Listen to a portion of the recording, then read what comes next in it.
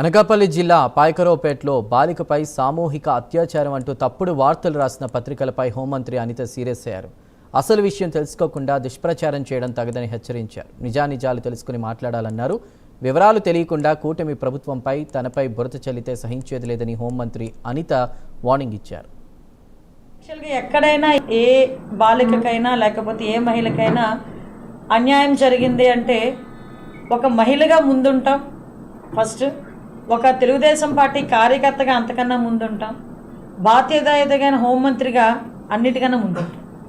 అటువంటిది నా నియోజకవర్గంలో జరిగిన ఒక చిన్న సంఘటన బేస్ చేసుకొని నిన్న మొన్న వైఎస్ఆర్సీపీ వాళ్ళు ఎంత మేరకు దాన్ని ఏదో చేద్దాము, ఏదో నన్ను తీసుకొచ్చి బదనాం చేసేద్దాము అన్న దృష్టిలో ఉన్నారు అంటే నిజంగా నాకు ఎంటైర్ తతంగం అంతా చూసి ఒక పక్క బాధ అనిపించింది, రెండో పక్క సిగ్గు అనిపించింది.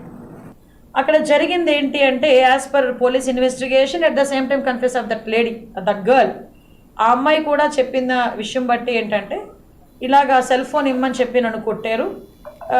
సో కొట్టడం కూడా one of the assault. So దానికి మీరు కేసు ఫైల్ చేస్తున్నారు. దీనికి నెక్స్ట్ డే మార్నింగ్ వచ్చేసరికి వాళ్ళు ఏమి రాశారండి, 11 ఏళ్ల దళిత బాలిక మీద సామూహిక అత్యాచారం. What type of non sense this is? అత్యాచారం ఎక్కడ జరిగింది? ఎవడు అత్యాచారం అని చెప్పడానికి? పోలీస్ ఏమైనా కన్ఫర్మ్ చేశారు అత్యాచారం జరిగిందని? లేకపోతే డాక్టర్లు ఏమైనా కన్ఫర్మ్ చేశారు అత్యాచారం జరిగిందని? లేకపోతే నా బిడ్డ మీద అత్యాచారం జరిగింది అని తల్లి ఏమైనా వచ్చి చెప్పిందా? తప్పు కదా, ఒక ఆడబిడ్డ కదా, మన ఇంట్లోనే ఆడపిల్లలు ఉన్నారు కదా, ఏ రకంగా మాట్లాడుతున్నారు?